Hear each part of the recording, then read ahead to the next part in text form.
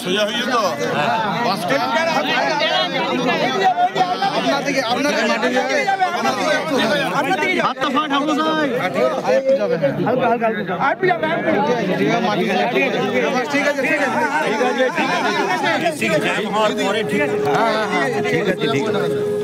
সব ঠিক হয়ে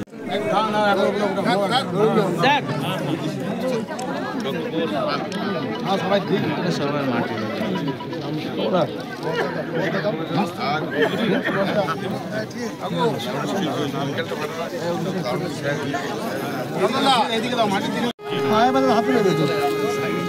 এই বাবা ছেড়ে দাও মাটি পুরোটা দুটোই তো আমি তো যাই নাই তো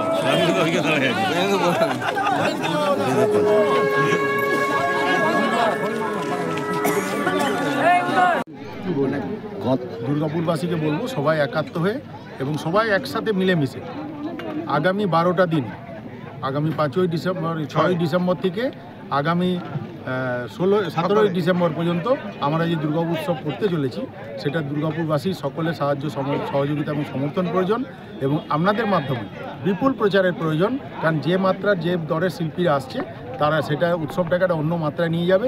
আর এই মহাযজ্ঞের মহাসূচনা হলো আজকে এই মাঠে চিত্রালয় মেলা ময়দানে।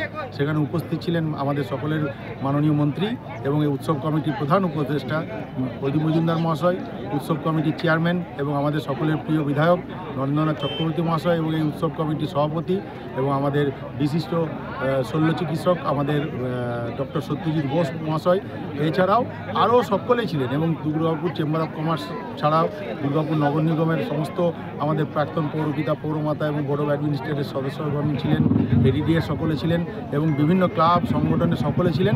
এবং বিশেষ করে আপনারা যারা আজকে এত সকালে উঠে এসেছেন, মানে আমাদের মাননীয় মন্ত্রী বিশেষ তাড়া থাকায় আমাদের অনুষ্ঠানটাকে একটু আগে করতে হয়েছে, কিন্তু আজকে এতগুলো মানুষের উপস্থিতি এটা প্রমাণ করছে যে আগামী 12টা দিন দুর্গাপুরবাসীরা মেতে থাকবে দুর্গাপুর উৎসবে।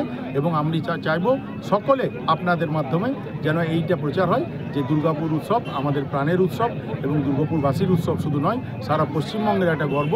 এবং এই উৎসবের যে থিম ডেস্টিনেশন দুর্গাপুর, চলো যাই দুর্গাপুরে, সেটাই আমরা প্রমাণ করব আগামী 12টা দিন। গত বছরের তুলনায় কি এবারে শিল্পীরাও কি আসছে? গত বছরের অনেক উঁচু দরের শিল্পীরা আসছেন। আমাদের সবথেকে বড় যিনি শিল্পী আসছেন তিনি হচ্ছেন হরিহরন। এবং হরিহরন আমার মনে হয় পশ্চিমবঙ্গে শুধু কলকাতা ছাড়া হরিহরনের লাইভ কনসার্ট এখনও পর্যন্ত কোনো জায়গাতে হয়নি পশ্চিমবঙ্গের।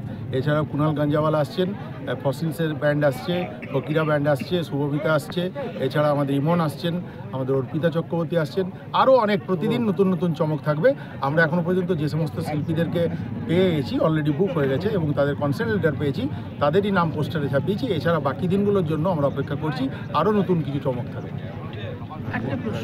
একটা কালচারাল কমিটি করে দেওয়া হয়েছে, সেই কালচারাল কমিটির সাথে তারা যোগাযোগ করবে। নিশ্চয়ই যারা উদীয়মান শিল্পী এবং প্রতিভাবান শিল্পী তাদেরকেও জায়গা করে দেওয়া হবে এই মঞ্চে। গতবারের মতো দুটো পৃথক মঞ্চ করা হচ্ছে না, আমার মনে হয় একটা মঞ্চেতে সকলকে সমমর্যাদার সাথে আমরা এটাকে রাখতে চেষ্টা করেছি এবং একটা জায়গাতে আমরা তাদেরকে গান গাওয়া। স্টলের সংখ্যা কি বাড়ছে নাকি? এবং স্টলের সংখ্যা বেড়েছে, এবারে প্রায় 90-এর কাছাকাছি স্টল হচ্ছে।